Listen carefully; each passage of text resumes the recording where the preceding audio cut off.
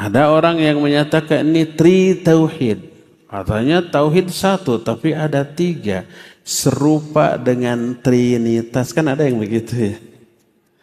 Kenapa ada yang menyimpulkan begitu? Karena dia nggak paham apa trinitas, nggak paham apa tauhid yang tiga ini. Tauhid.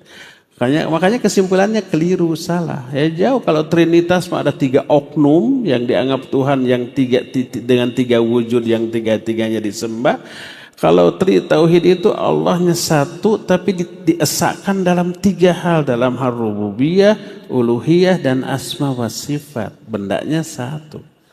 Jangan sampai kayak orang kafir melihat kepada keyakinan umat Islam. Katanya umat Islam monoteism, bertuhan satu. Tapi kok Tuhan ada 99 yang namanya Asmaul Husna.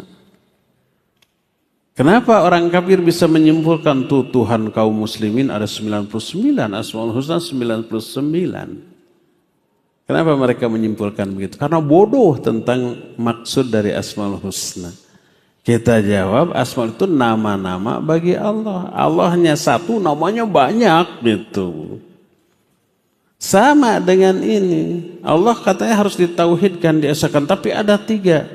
Kenapa mereka menyimpulkan? Karena bodoh tentang makna tauhid ini.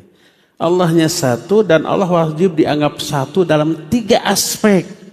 Aspek rububiyah, Allah satu-satunya yang menciptakan, yang memberi rizki, yang mengatur, yang menguasai, yang menghidupkan, mematikan, yang mengatur semua hidupkan. Itu satu-satunya Allah. Ini disebut mentauhidkan Allah dari aspek rububiyah. Kedua, dari aspek uluhiyah, Allah harus disembah satu-satunya, nggak boleh nyembah ke yang lain. Disebut mentauhidkan Allah dari aspek uluhiyah. Ketiga, asma dan sifat Allah tidak sama dengan sifat-sifat makhluk lain. Ditauhidkan dalam ini. Kalau tidak diakui tiga ini berarti Allah tidak esa gitu dalam tiga aspek ini gitu. Oh, Nabi, para sahabat, para ulama salaf tidak membagi tauhid menjadi tiga bagian. Ini bid'ah dhalalah, karena katanya begitu. Maksud mereka ingin menyudutkan tiga tauhid ini. Tanpa sadar mereka mengkritik seluruh kaidah yang dirancang oleh para ulama dalam setiap cabang atau disiplin ilmu syar'i. Nabi tidak pernah membagi hadis menjadi hadis mutawatir atau ahad, sahih, dhaif, hasan atau maudhu. Kan di zaman Nabi dan para sahabat tidak ada gitu ya.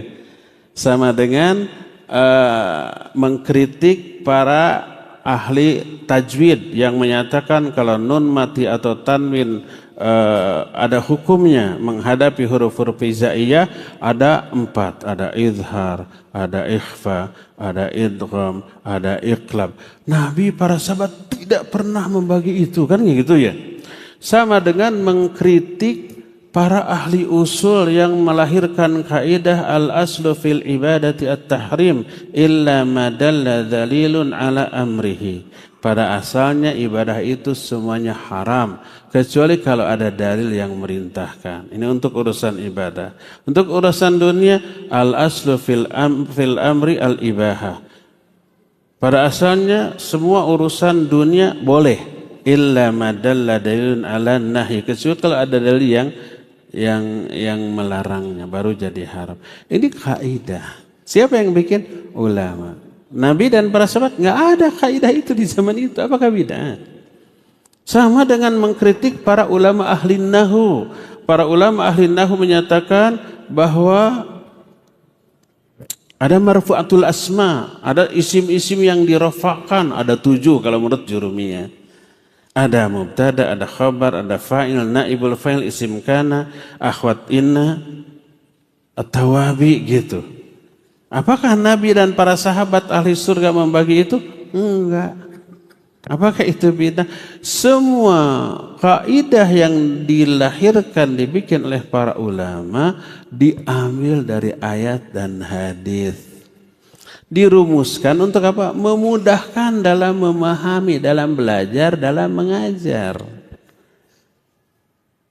Metodenya bebas sesuai dengan keahlian mereka. Sekarang tata cara membaca Al-Quran aja beda-beda rujukannya, bukunya, caranya. Ada yang dengan Iqra, ada yang dengan Qiraati, ada yang dengan Tuhfatul Ahfal. Beda-beda kan? Rumusan. Apakah buku Iqra bid'ah? Ada di zaman Nabi sallallahu alaihi wasallam. Apakah Qiraati bid'ah? Apakah Tuhfatul Atfal bid'ah? Nggak ada di zaman Nabi SAW. Itu dirumuskan oleh para ulama untuk memudahkan orang mengajar dan belajar tata cara baca Al-Quran yang benar. Hasilnya sama. Apakah orang yang belajar dengan Iqra dengan yang belajar Qiraati hasilnya cara bacanya beda? Sama semuanya ya. Cuma metodologi dan silabusnya aja yang berbeda gitu ya. Dalam ilmu nahwu kita ada kitab Matan al-Ajurumiyah, ada Imriti, ada umpamanya Alfiyah, ada Jami'ud Durus, ada Al-Arabiyah lin-Nasyin. Beda-beda isinya, metodologinya, silabusnya, kurikulumnya beda, hasilnya sama. Bahasa Arab yang dilahirkan dari semua metodologi itu sama. Nah begitu juga dalam mempelajari tauhid para ulama merumuskan dengan rumusan yang berbeda. Imam Ibnu Qayyim membagi tauhid menjadi 2, bukan 3. Tauhid yang pertama adalah tauhid al-ilmi, yang kedua tauhid at-talab wal qasd. Al-ilmi itu 2, yaitu rububiyah dan asma wa sifat. Al-qasd wa talab yaitu tauhid ar-rububiyah. Itu metodologi yang berbeda, tapi untuk menjelaskan dan memahami tauhid secara benar. Karena itulah maka mengkritik tri tauhid dengan menyatakan nggak ada di zaman Nabi, nggak ada di zaman sahabat, tidak diyakini oleh Nabi, tidak diyakini oleh sahabat, sama dengan tidak ada hadis sahih, dhaif, hasan, maudhu, tidak ada umpamanya marfu'atul asma'i, tidak ada iqlab, tidak ada idhar, tidak ada idgham, tidak ada ikhfa dalam ilmu tajwid. Karena semua itu tidak ada di zaman Nabi sallallahu alaihi wasallam. Jadi mengkritik seluruh disiplin ilmu dengan kaidah yang dirumuskan oleh para ulama.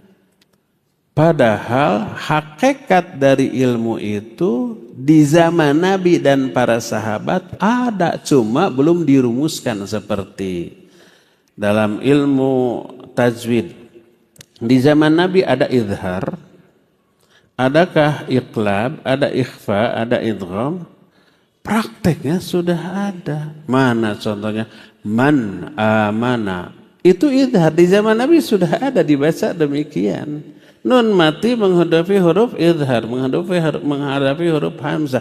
Cuma saat itu belum disebut idhar. Kenapa para ulama terkemudian mengistilahkan dengan istilah idhar? Untuk memudahkan belajar dan mengajar. Adakah ikhfa di zaman Nabi sallallahu alaihi wasallam dan idgham? Ada. Mana idgham contohnya? Umpama miwarai umpamanya. Nun mati menghadapi nun, itu idgham. Idgham lalu ada 2, gunnah dan bi gunnah dan bila gunnah. Ada hurufnya yang berbedaan. Prakteknya sudah ada, cuma istilahnya belum, rumusannya belum. Belakangan dirumuskan oleh para ulama untuk memudahkan dalam belajar dan mengajar. Apakah mubtada ada nggak di zaman Nabi? Prakteknya ada. Mana? Alhamdulillahirabbil alamin. Alhamdulillah itu mubtada. Mubtada itu isim yang ada di awal kalimat, tidak ada awamil sebelumnya di awal kalimat. Alhamdulillah, makanya dibaca du, tidak boleh da atau di. Kenapa? Karena dia mubtada. Apa mubtada? Mubtada itu isim yang ada di awal kalimat. Ketentuannya mubtada harus rafa, tanda rafanya dengan dhammah karena dia isim mufrad, maka dibaca alhamdulillah. Cuma saat itu belum disebut mubtada. Dan begitulah seterusnya. Demikian juga tauhid. Para ulama yang merumuskan tauhid, sebagian ulama seperti Imam Ibnu Qayyim ada 2, Sebagian lagi ada 3, tapi maknanya sama. Yang 2 ini, yang pertama mencakup rububiyah dan asma wa sifat. Sebab itu ilmi, hanya teori. Allah pengatur, pencipta, pemberi rezeki gitu. Terus nama-nama Allah dan sifatnya ini. Adapun yang kedua at-talab wal qasad, ini tauhid uluhiyah. Tauhid talab wal qasad itu yang dituntut dan yang dimaksud. Mentauhidkan Allah dalam asma wa sifat dan dalam hal rububiyah dengan maksud Allah lah satu-satunya yang hanya boleh disembah. Jadi pembagian tauhid menjadi 3, rumusan para ulama, dan tidak semua sepakat ada 3, ada yang menyatakan 2. Tapi hasil akhirnya sama. Intinya Allah wajib diesakkan, ditauhidkan dalam 3 poin ini.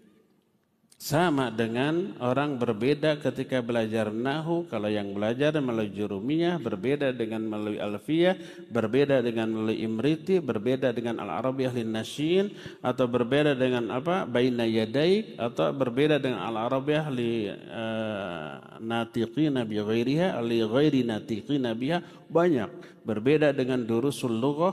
Semuanya berbicara tentang nahu. Isinya beda-beda karena metodologi berbeda, silabus berbeda, tapi kesimpulan akhirnya sama. Seperti itulah ya. Wallahu a'lam bishawab.